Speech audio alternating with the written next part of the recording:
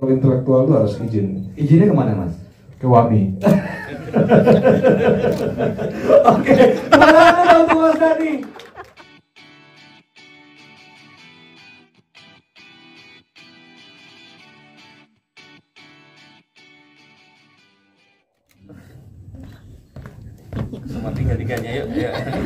Sama aja, jadi Jakarta itu punya potensi untuk menjadi kota yang berbudaya. Jakarta sangat punya potensi untuk menjadi kota yang berbudaya. Jadi waktu itu saya membayangkannya sih sebenarnya di Gedung Kesenian Jakarta. Perhelatannya itu harus dilakukan di sana karena gedungnya itu bersejarah dari zaman Belanda. Dan saya waktu itu punya konsep Night at the Orchestra itu pinginnya sih seminggu sekali idealnya. Iya benar. Ya idealnya seminggu sekali. Oke. Jadi saya melihat warga Jakarta sudah bisa mengapresiasi musik orkestra, tapi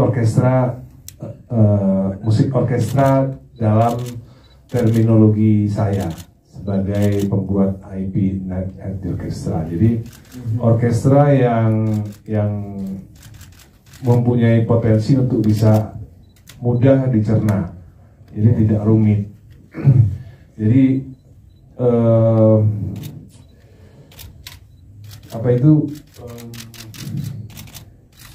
pemilihan lagu-lagunya itu memang benar-benar saya yang milih ya, dari episode 1 episode 2. Kenapa lagu ini supaya bisa mengakrabkan orkestra dengan masyarakat Jakarta. Jadi saya melihat ada potensi bisa dilakukan jika Gedung Kesenian Jakarta itu sekarang sedang renovasi. Saya pengen kalau sudah selesai, saya pengen balik ke situ sebenarnya. Tapi karena waktu pertama awalnya dimulai acara itu tiba-tiba GKJ itu di renov, jadi ya harus pindah ke tempat lain yang sesungguhnya saya kurang berkenan gitu sesungguhnya. Dan seiring dengan itu ternyata antusiasme masyarakat di luar Jakarta pun cukup besar untuk mencoba mencicipi hidangan orkestra daripada Night at the Orchestra. Maka dari itu mungkin IO ini Redline dia IO yang berbasis scientific. Jadi maksudnya dia mereka itu tidak berdasarkan asumsi. By data gitu. Ya, by data. Jadi mereka, kenapa mereka kalau mengadakan acara selalu sukses? Karena mereka itu IO yang scientific sekali. Jadi mungkin dulunya surveyor, ya kita nggak pernah tahu. Sehingga kenapa dipilih kota Surabaya, kenapa dipilih kota Solo itu saya rasa nanti bisa ditanyakan sendiri.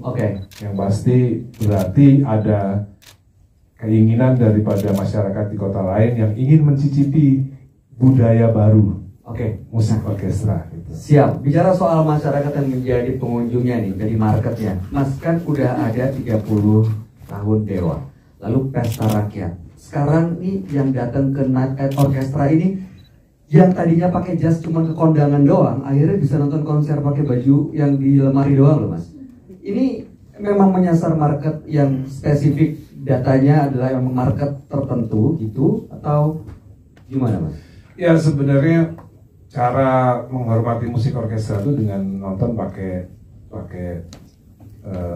baju yang dress up gitu. Dress up. Jadi wanitanya menggunakan gaun, laki-lakinya menggunakan jas, pakai dasi gitu. Nggak kayak kamu kurang nih, nggak ada dasinya. Tapi kan aku ganteng Mas. Cantik sih Mas Aras. Nah sekarang berlanjut chapter 3 Mas. Surabaya dan Solo.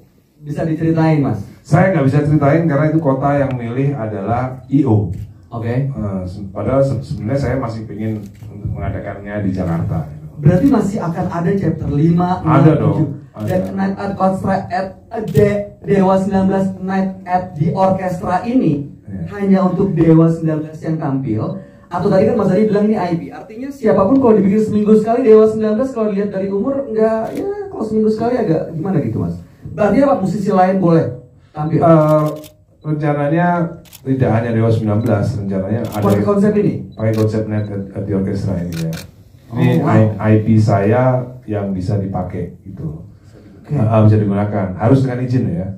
Emang ada yang nggak izin? Ada dong. Gampang banget ya kepancing gosipnya bulan puasa. Astagfirullah. Loh, oke enggak? Ini IP. Zaman ya. IP. Iya IP Mas. Ya kalau ada orang yang pakai ya berarti kan harus izin. Harus bayar dong. Ya, biasanya kan begitu.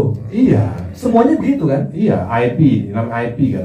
Oke. Singkatannya intellectual property Mas. Oh iya, pokoknya ada yang intelektual itu harus izin. Izinnya kemana Mas? Ke WAMI. Oke, mana Mas Dani? Oke. Waduh.